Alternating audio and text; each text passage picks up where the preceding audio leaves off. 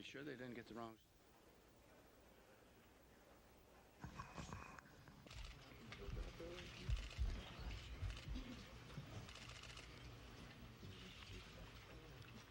How active, because people say is it active or not, preliminary tests are that it is active. How active, we don't know at this juncture. In terms of the size, shape, aerosolization, how sticky it is, additives, all that'll come back over weeks. This with me, obviously, we have the leadership of the United States Senate.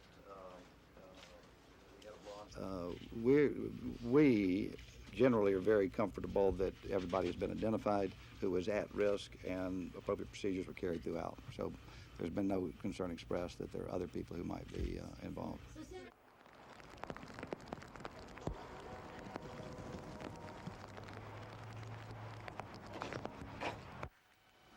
To develop and deploy. I mean, castor beans are found everywhere. Ricin is not the most optimal agent for mass casualties. It's very good for specific targeted attacks against individuals, frankly. But to do damage on a mass casualty level, it's not at all an optimal agent.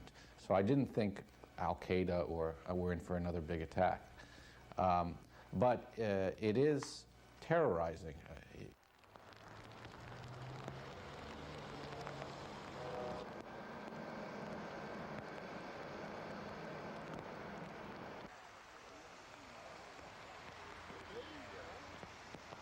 I suspect that it wasn't very well refined, and so it probably didn't disperse around the atmosphere.